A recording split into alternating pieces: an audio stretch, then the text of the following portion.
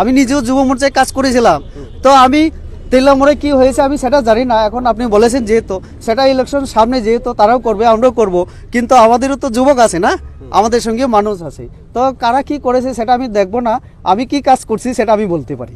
BJP আমরা নির্বাচনের জন্য প্রস্তুত। আমাদের 10 জন এমএলএ আছেন, তারপরে আমাদের একজন এমপি জনজাতির তরফ থেকে, এবং গত লোকসভা নির্বাচনে আমরা পূর্ব এবং পশ্চিম দুটাতেই আমরা জয়লাভ করেছি। এই যে লোকসভার যে রেজাল্ট তাতে তারা 4th পজিশনে ছিল, এবং এখন যার সঙ্গে তাদের হয়েছে চ্যালেঞ্জ হয়েছে ত্রিপুরা, তারা তো একটা এনজিও ছিল। এই যে যিনি সুপ্রিমো আমি বলবো আমাদের প্রদ্যুৎ বাবু, উনি তো সব জায়গায় বলেছেন তিনি রাজনীতি করবেন না। তো যে ব্যক্তি এক সময় একটা কথা বলেন, তিনি কি করে আগামী দিনে সেই গ্রেটার ত্রিপুরাল্যান্ডের প্রতিশ্রুতি পালন করবেন?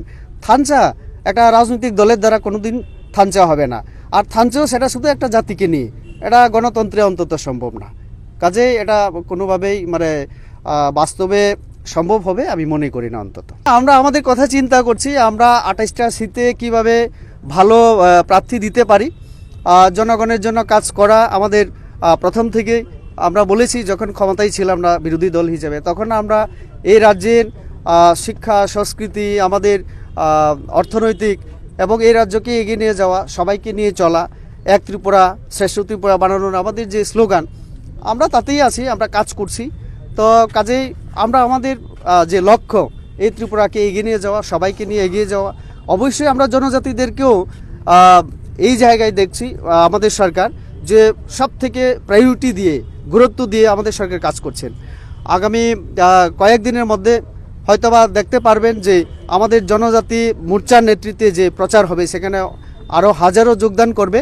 কেননা ইতিমধ্যে আমাদের রাজ্য সরকার দীর্ঘদিনের যেটা আমাদের দাবি ছিল যে মহারাজা বীর বিক্রম তিনি সবার জন্য কাজ করেছেন, ওনার আদর্শ যে নীতি কাজের এটা ছিল সবাইকে নিয়ে চলার। যেমন তিনি বুদ্ধ মন্দির বানিয়েছিলেন, তিনি মসজিদ বানিয়েছিলেন, মরিয়ামনগরে 400 বানিয়েছিলেন, হিন্দুদের জন্য তো তিনি নিজেই হিন্দু ছিলেন।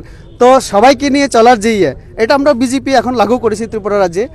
আমরা মানে এই ত্রিপুরার জনজাতিদের জন্য এই পর্যন্ত 3 বছরে যেটা করেছি, এর আগে কোনো সরকার সেটা করেনি। কাজেই জনজাতিরা এখন বুঝতে পেরেছে যে ত্রিপুরা রাজ্যের সার্বিক বিকাশের জন্য